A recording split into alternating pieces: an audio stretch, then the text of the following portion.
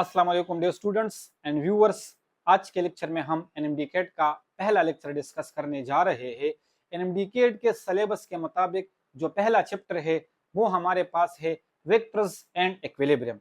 इसी first chapter में जो मेन टॉपिक है वो हमारे पास है addition of vectors by rectangular component method. लेकिन इस टॉपिक को समझने से पहले जरूरी है कि हम फिजिकल क्वांटिटी को समझे, इसके साथ साथ हम स्केलर एंड वेक्टर क्वांटिटीज को समझे, और जो सबसे जरूरी टॉपिक है, इंपॉर्टेंट टॉपिक है, addition of a vector by rectangular component method को समझने से पहले वो हमारे पास है रिजोल्यूशन ऑफ अ वेक्टर। और रिजोल्यूशन ऑफ अ वेक्टर के टॉपिक में हमने समझना होगा कि कंपोनेंट हम किसको कहते हैं, कंपोनेंट के साथ साथ रेक्टेंगुलर कंपोनेंट्स हम किसको कहते हैं।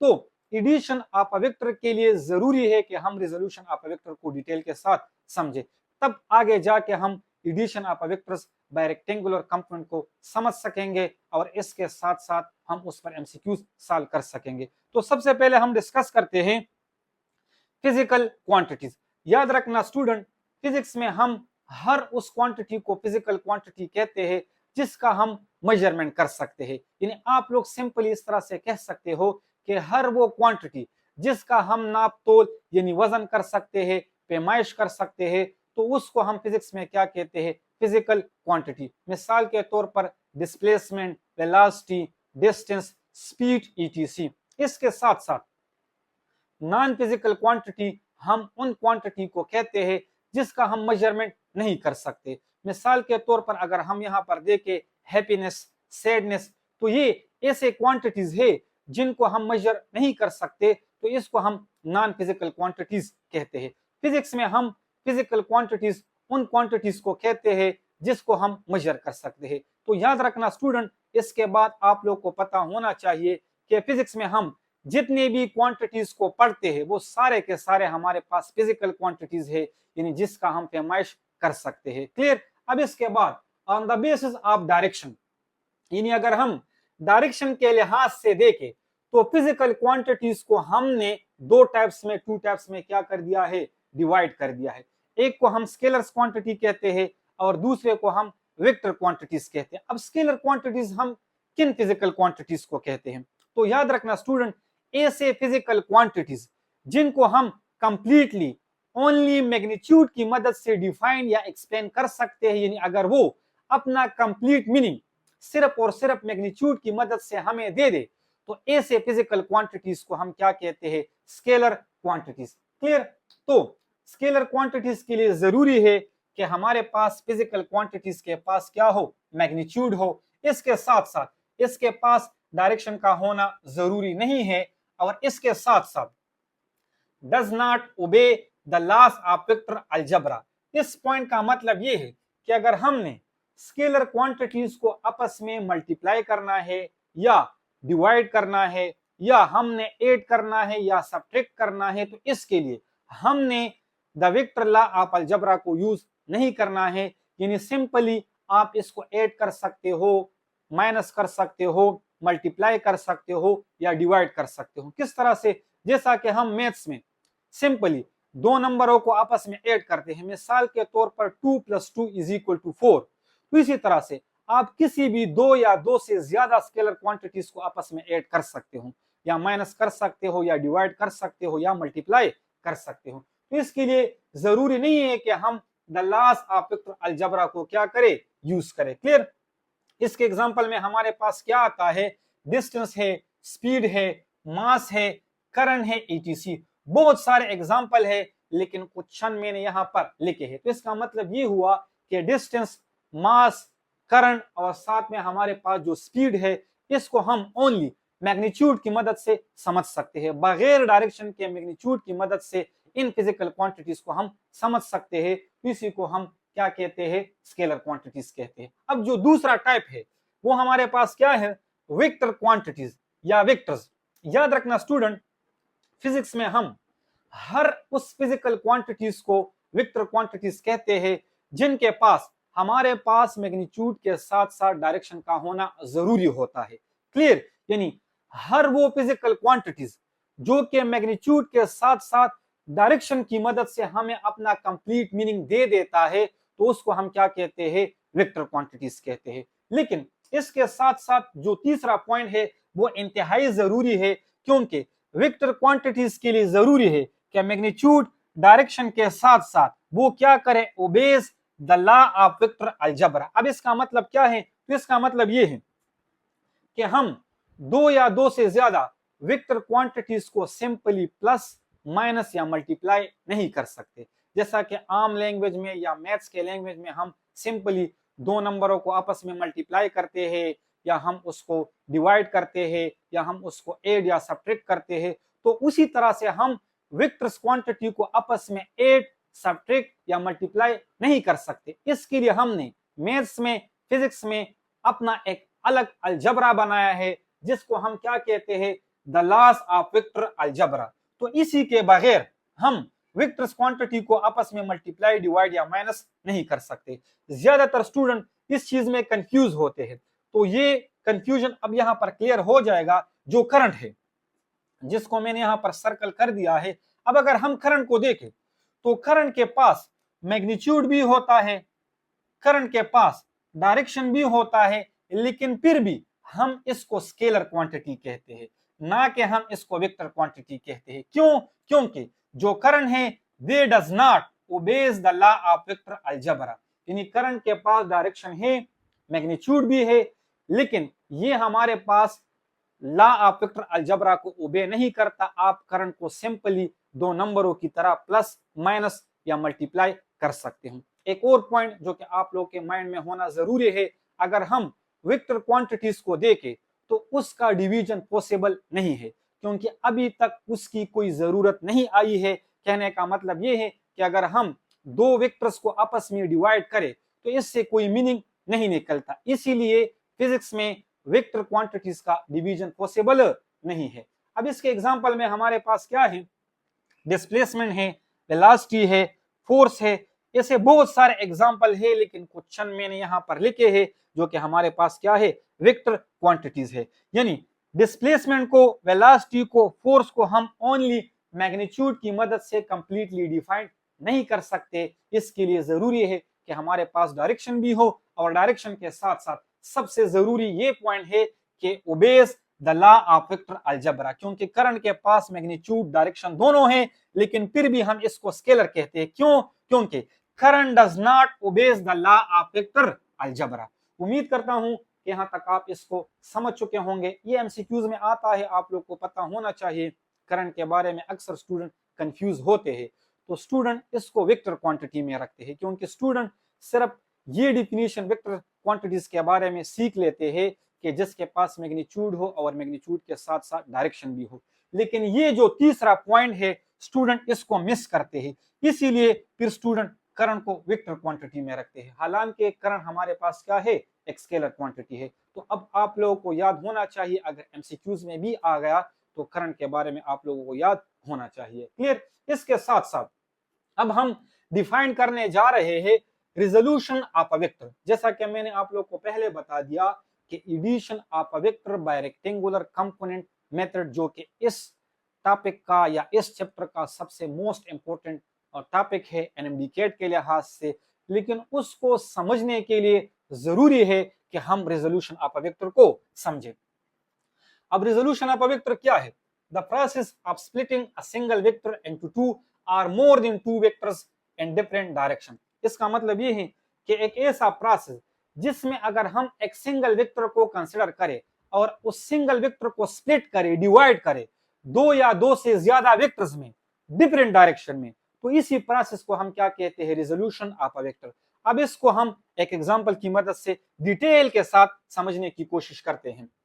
एग्जाम्पल, मिसाल के तौर पर ये मेरे पास क्या है, एक ए वेक्टर है। जनरली मैंने एक वेक्टर कंसिडर किया जिसका नाम मैंने ए रखा। आप इसको फोर्स, वेलोसिटी या डिस्प्लेसमेंट भी कंसिडर कर सकते हो। अब मैंने क्या करना है, इस ए वेक्टर का मैंने रिजोल्यूशन करना है। तो यहाँ पर मैंने कार्टेशियन कोऑर्डिनेट सिस्टम ड्रा किया है। कार्टेशियन कोऑर्डिनेट सिस्टम क्या होता है, तो आप लोगों को इसके बारे में इल्म होना चाहिए। अब इस हॉरिजॉन्टल लाइन को हम एक्स एक्सिस कहते हैं, इस वर्टिकल लाइन को हम वाई एक्सिस कहते हैं। जहां पर ये दोनों लाइन परपेंडिकुलरली इंटरसेक्ट कर जाते हैं, इसको हम क्या कहते हैं, इसी को हम ओरिजिन कहते हैं। अब इस ओरिजिन के इस साइड को हम पॉजिटिव एक्स एक्सिस कहते हैं और इसको हम नेगेटिव एक्स एक्सिस कहते हैं, जिसको हम एक्स डैश से रिप्रेजेंट करते हैं।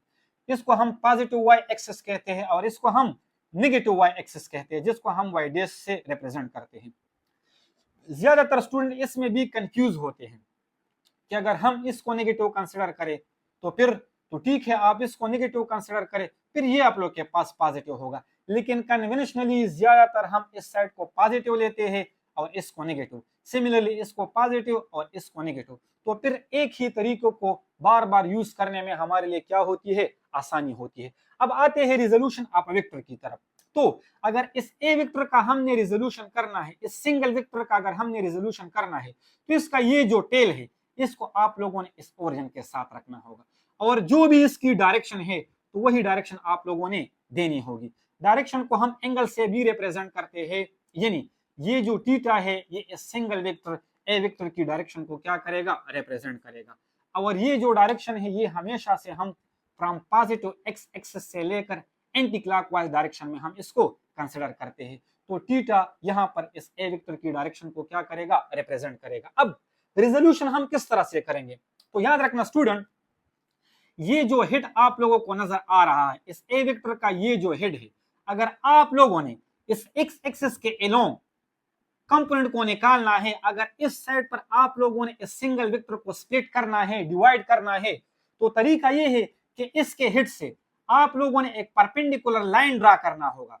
ये जो लाइन है ये इस एक्सिस के एलोंग क्या होना चाहिए, परपेंडिकुलर होना चाहिए। जैसा कि मैंने यहाँ पर इसको ड्रा किया है, इसके हेड से ये देखो मैंने एक लाइन ड्रा किया जो कि इस एक्स एक्सिस के एलोंग क्या है, परपेंडिकुलर है, यानी 90 डिग्री पर है। तो यहां से लेकर यहां तक ये जो आप लोगों को मैग्नीट्यूड या ये जो लाइन आप लोगों को नजर आ रहा है, अब ये इस ए वेक्टर का कंपोनेंट बन चुका है अलोंग एक्स एक्सिस। और ये किसके बराबर होगा, सिंबॉलिकली हम इसको ए एक्स से रिप्रेजेंट करते हैं और ये किसके बराबर होगा, ए cos थीटा के। यानी जो एक्स कंपोनेंट है ये अब हमारे पास किसके बराबर होगा, इस सिंगल वेक्टर का जो मैग्नीट्यूड है साथ में जो डायरेक्शन है उसके cos का फंक्शन। क्लियर। अब इसके बाद अगर हमने इस सिंगल वेक्टर का वर्टिकल कंपोनेंट निकालना है, अगर दूसरे एक्सिस के एलोंग अगर हमने इसको स्प्लिट करना है, तो बिल्कुल इसी तरह से फिर इसके हेड से आप लोगों ने एक परपेंडिकुलर ड्रा करना होगा वर्टिकल एक्सिस के एलोंग। जैसा कि मैंने यहाँ पर ड्रा कर दिया है, ये इसका हेड है, यहाँ से देखो मैंने एक लाइन ड्रा कर दिया है परपेंडिकुलरली, जो कि वर्टिकल एक्सिस के एलोंग क्या है, परपेंडिकुलर है। तो यहाँ से लेकर यहाँ तक ये जो लेंथ आप लोगों को नजर आ रहा है, ये अब इस ए वेक्टर का वर्टिकल कंपोनेंट है, जिसको हम सिंबॉलिकली ए वाई से रिप्रेजेंट करते हैं। और ये किसके बराबर होगा, ए साइन थीटा के, यानी इस सिंगल वेक्टर का जो मैग्नीट्यूड साथ में जो डायरेक्शन है उसके साइन का फंक्शन। तो अब ये जो ए वाई है और ये जो ए एक्स है, ये अब इस ए वेक्टर के क्या कहलाते हैं, कंपोनेंट्स कहलाते हैं। क्लियर। तो हमने ए वेक्टर को स्प्लिट किया है along X axis and along Y axis. Clear. तो A X is equal to A cos theta, जिसको मैंने इक्वेशन 1 कहा, component along X axis. A Y is equal to A sine theta, जिसको मैंने equation 2 कहा, component along Y axis. यानी इन दोनों को हम अब यहाँ पर ए वेक्टर की कंपोनेंट्स कहते हैं। क्लियर। अब ये जो इक्वेशन 1 है साथ में जो इक्वेशन 2 है, ये इंतहाई इंपॉर्टेंट है। इसको आगे हमने यूज करना है addition of a vector by rectangular component के मेथड में। इसके साथ साथ इन इक्वेशंस पर हमारे पास एमसीक्यूज भी आते हैं, यानी आप लोगों से एमसीक्यूज के स्टेटमेंट में पूछा गया होगा कि आप लोग एक्स कंपोनेंट को मालूम करें और वहां पर आप लोग के पास ए वेक्टर की मैग्नीट्यूड साथ में एंगल गिवन में दिया होगा, तो आप इसी इक्वेशन की मदद से एक्स कंपोनेंट की मैग्नीट्यूड को यानी एक्स कंपोनेंट निकाल सकते हो। इसके साथ साथ अगर ए वेक्टर का मैग्नीट्यूड साथ में एंगल गिवन में दिया हो तो आप इससे वाई कंपोनेंट को निकाल सकते हो। क्लियर। तो इसको हम क्या कहते हैं, कंपोनेंट्स कहते हैं। उम्मीद करता हूं कि आप कंपोनेंट को समझ चुके होंगे और साथ में रिजोल्यूशन ऑफ वेक्टर को भी समझ चुके होंगे। अब इसके बाद रेक्टेंगुलर कंपोनेंट्स, क्योंकि आगे हमने रेक्टेंगुलर कंपोनेंट्स का वर्ड्स बार बार यूज करना है और इस कॉन्सेप्ट को हमने यूज करना है एडिशन ऑफ वेक्टर्स में। If the angle between the components is 90 degree then they are called rectangular component. यहाँ पर ये जो दो कंपोनेंट्स आप लोगों को नजर आ रहे हैं, अगर हम एक सिंगल वेक्टर को स्प्लिट करें दो या दो से ज्यादा वेक्टर्स में इन डिफरेंट डायरेक्शन में, और वो दो या दो से ज्यादा कंपोनेंट्स आपस में परपेंडिकुलर हो यानी 90 डिग्री पर हो तो उन कंपोनेंट्स को फिर हम क्या कहेंगे, रेक्टेंगुलर कंपोनेंट कहेंगे। अगर यहां पर हम देखें तो ये जो एक्स कंपोनेंट है और ये जो वाई कंपोनेंट है, अब ये दोनों एक दूसरे के परपेंडिकुलर है, ये दोनों एक दूसरे के हमारे पास क्या है, परपेंडिकुलर है यानी 90 डिग्री पर है। तो अब ये दोनों हमारे पास कौन से कंपोनेंट कहलाते हैं, रेक्टेंगुलर कंपोनेंट्स कहलाते हैं। उम्मीद करता हूं कि आप रेक्टेंगुलर कंपोनेंट्स के कॉन्सेप्ट को भी समझ चुके होंगे। यहां से भी एमसीक्यूज बन सकता है। एमसीक्यूज किस तरह से बन सकता है आप लोग को पता होना चाहिए। स्टेटमेंट में आप लोगों से पूछा जा सकता है कि रेक्टेंगुलर कंपोनेंट्स के बिटवीन एंगल किसके बराबर होना चाहिए, तो ऑप्शन में आप लोग के पास होगा 30 डिग्री, 45 डिग्री, 60 डिग्री, 90 डिग्री। तो आप लोगों को पता होना चाहिए कि रेक्टेंगुलर कंपोनेंट्स के बिटवीन जो एंगल होता है वो हमारे पास 90 के बराबर होता है। तो यहां से भी हमारे पास एमसीक्यूज बनता है, इस पे भी काफी सारे एमसीक्यूज आते हैं, आगे हम इस पर एमसीक्यूज सॉल्व करेंगे। अब इस सिंगल वेक्टर को हम इक्वेशन में कंपोनेंट्स के फॉर्म में किस तरह से लिखेंगे, तो जो सिंगल वेक्टर था जिसको हमने स्प्लिट किया था वो किसके बराबर आया था, एक्स प्लस ए वाई, क्लियर। और साथ में ये जो आई केप है और ये जो जे केप है ये किस चीज को रिप्रेजेंट कर रहा है, ये डायरेक्शन को रिप्रेजेंट कर रहा है, क्योंकि एक्स एक्सिस के लिए हम जिस यूनिट वेक्टर का सहारा लेते हैं, जिस यूनिट वेक्टर को हम यूज करते हैं वो हमारे पास क्या है, आई केप, जो कि सिर्फ और सिर्फ डायरेक्शन को रिप्रेजेंट करता है। और वाई एक्सिस के लिए जो यूनिट वेक्टर हम यूज करते हैं उसको हम क्या कहते हैं, जे केप। अब इस इक्वेशन को आप लोग इस फॉर्म में भी लिख सकते हो कि ए वेक्टर हमारे पास किसके बराबर, क्योंकि ए एक्स किसके बराबर, ए cos थीटा, आई केप अपनी जगह पर, प्लस अपनी जगह पर ए वाई किसके बराबर, ए sin थीटा, साथ में जे केप अपनी जगह पर। ये जो इक्वेशन नंबर 3 और 4 है इसको भी हम आगे यूज करेंगे, आप लोग को पता होना चाहिए, इसीलिए मैंने इनको इक्वेशन के फॉर्म में लिख दिया है। बाज़ औक़ात इस पर भी एमसीक्यूज आ सकता है कि ए वेक्टर को हम एक्स और वाई कंपोनेंट में किस तरह से लिख सकते हैं, तो ऑप्शन में डिफरेंट इक्वेशन होंगे, एक इक्वेशन ये भी होगा, तो आप लोगों ने इस पर फिर टिक लगाना होगा। इसके साथ साथ इन्हीं इक्वेशंस को हमने आगे addition of vectors by rectangular component के मेथड में भी यूज करना है। अब magnitude of vector A from components, अब ऐसा भी हो सकता है कि पहले ही से उन्होंने हमें कंपोनेंट्स गिवन में दिए हो और उससे हमने फिर उस सिंगल वेक्टर के मैग्नीट्यूड को क्या करना हो, निकालना हो। जैसा कि मैंने आप लोग को पहले बता दिया कि अगर ए वेक्टर दिया हो तो किस तरह से आप इसकी मदद से यानी ए वेक्टर की मैग्नीट्यूड और एंगल की मदद से आप कंपोनेंट्स को निकाल सकते हो। लेकिन अगर इसका उल्टा हो, रिवर्स हो, कि अगर गिवन में हमारे पास कंपोनेंट्स हो तो किस तरह से हम इस ए वेक्टर की मैग्नीट्यूड और साथ में डायरेक्शन को निकाल सकते हैं। So magnitude of vector A from components for 2 dimension, सबसे पहले हम 2 डायमेंशन के लिए कंसिडर करेंगे, क्योंकि आप लोगों के सिलेबस में जो एडिशन ऑफ वेक्टर है या हमारे पास कंपोनेंट से अगर हमने एक सिंगल वेक्टर की मैग्नीट्यूड को निकालना है तो वो 2 डायमेंशनल के लिए है, यानी आप लोग के सिलेबस में क्या है, 2 डायमेंशन वाला केस है, क्लियर। तो जैसा कि मैंने आप लोग को पहले बता दिया था कि ये हमारे पास एक सिंगल वेक्टर है, ये उसका एक्स कंपोनेंट है और ये हमारे पास क्या है, वाई कंपोनेंट है। तो इस वाई कंपोनेंट को हम यहां से यहां तक शिफ्ट कर सकते हैं। अगर हम इसकी मैग्नीट्यूड और डायरेक्शन को सेम रखें तो इसको हम यहाँ पर शिफ्ट कर सकते हैं, यानी हम कह सकते हैं कि ये जो साइड है ये भी हमारे पास किसके बराबर है, A Y is equal to A sine theta. तो अगर हम यहाँ पर देखें ये अब एक्स कंपोनेंट है, ये वाई कंपोनेंट है और ये हमारे पास वो सिंगल वेक्टर है, तो इससे हमारे पास एक राइट एंगल ट्रायंगल बन चुका है। अगर राइट एंगल ट्रायंगल बन चुका है तो हम आसानी के साथ अब इस सिंगल वेक्टर ए वेक्टर की मैग्नीट्यूड को निकाल सकते हैं, जैसा कि मैंने यहाँ पर किया है।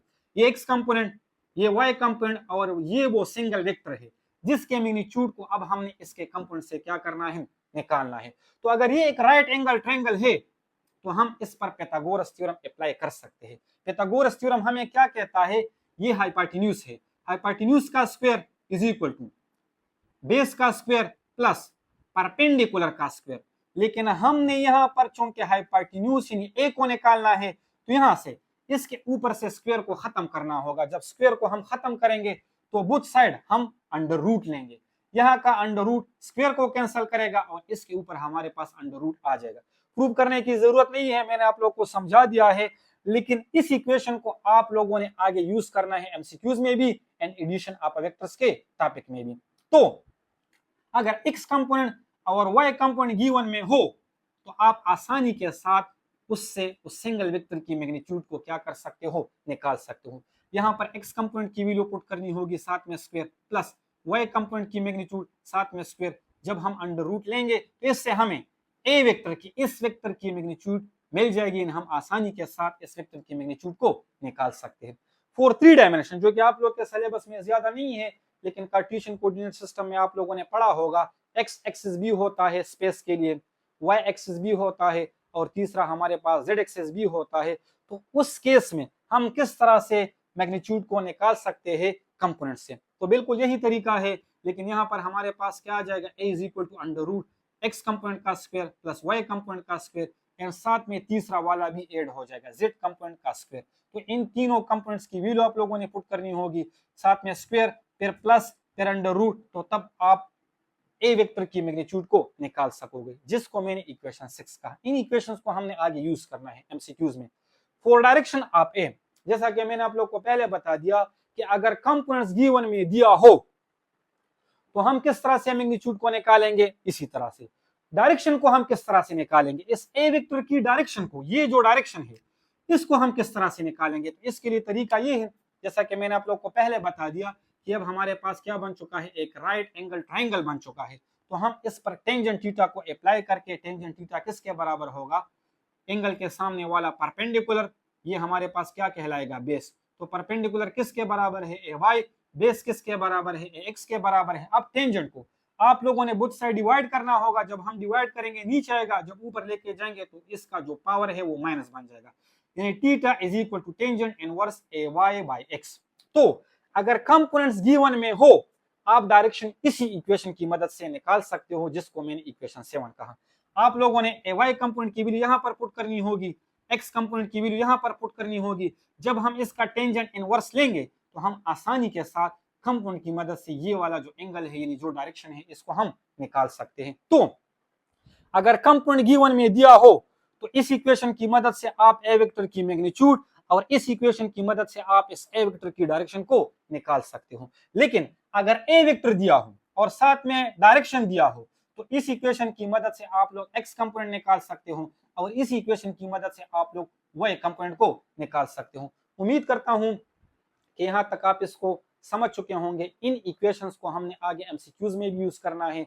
एमसीक्यूज के साथ साथ जो हमारा नेक्स्ट मोस्ट इंपोर्टेंट टॉपिक है इसी चैप्टर का, addition of vectors by rectangular component method, तो उसमें हमने यही रिजोल्यूशन ऑफ वेक्टर का जो कॉन्सेप्ट है, ये जो इक्वेशन आप लोगों को नजर आ रहे हैं, इनको हमने आगे क्या करना है, यूज करना है। इंशाल्लाह इसके बाद हम नेक्स्ट लेक्चर में addition of vector by rectangular component method पढ़ेंगे। फिर उसके बाद इसके साथ रिलेटेड जितने भी एमसीक्यूज है हम उसको सॉल्व करेंगे।